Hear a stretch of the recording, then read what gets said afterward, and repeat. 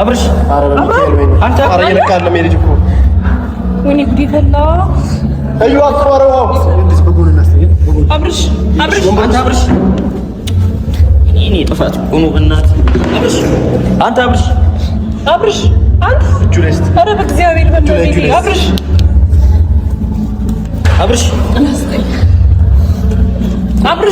አብርሽ ፈላ አረ ድምጽ አከ ቤት ልፈደው አብርሽ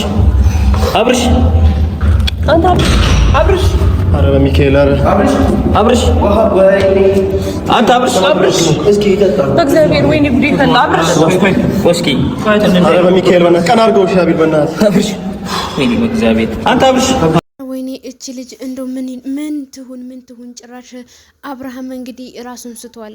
የምር እኔ እስከ መጨረሻው አላየሁትም ነበረ። በጣም ደስ ብሎኝ ማለት ነው። በጣም ደስ ብሎኝ ነበረ በቃ ያላትን ነገር ማለት ነው።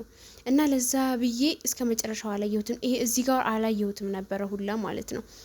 እና ልጅቷ የዚህ ያክል ነው እያደረገችው ያለችው ልጅቷ ማለት ነው። እና በጣም ነው የሚደብረው ይሄንን ነገር። አብርሃም አይዞክ የኔ አብርሃም የኔ ወንድም እንግዲህ እዚህ ጋር ውሃ እያጠጡት ነው። በጣም ደንግጠዋል ጓደኞቹ። ግን የፈለገ ቢደነግጠው እንዳለ አስመሳዮች ናቸው ጓደኞቹ ማለት ነው። ነጭ በነጭ ለብሰው እንደዚህ የሆኑ እንደገና ደግሞ የሱ ደስታ ብሎ ይሄው የሱ ክፋትን የሚፈልጉ ማለት ነው።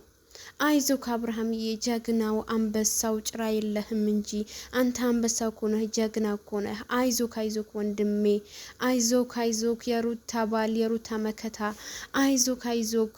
ወይኔ አንቺ ያቺ አረመኔ እንግዲህ እንዳያችሁት እሷ ናት ይሄንን ነገር የምታመጣው ማለት ነው። ራሱ እስከሚስት ድረስ ነው ያበሳጫችሁ ማለት ነው።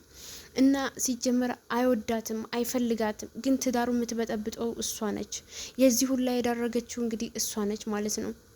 ጭራሽ ራሱን እስከሚስት ድረስ ራሱን እስከሚጎዳ ድረስ ይሄንን ነገር እያደረገች ያለችው እቺ ልጅ ነች። ግን እሷ ምንም መስሎ አይታያትም፣ ከቅንጣትም አትጨምረውም። ቅንጣትም ነገር ምንም ስሜት አይሰማትም። ምንም ነገር ቢሆን ማለት ነው እሱ እንዲጎዳ ፈልጋ ነው እንጂ ሲጀመር አታፈቅረውም ሁላ አውቃ ሆን ብላ እያደረገችው ነገር ነው። ሲጀመር ማለት ነው ሆን ብላ ያደረገችው ነገር ነው። አውቃ ነው ይሄንን ነገር ያደረገችው። እና ቤተሰብዬ የምር በጣም ነው ያሳዘነኝ እኔ አብርሃምን ማለት ነው። በጣም አይዞክ አብርሃም የሩታ ባል አይዞክ የኔ ወንድም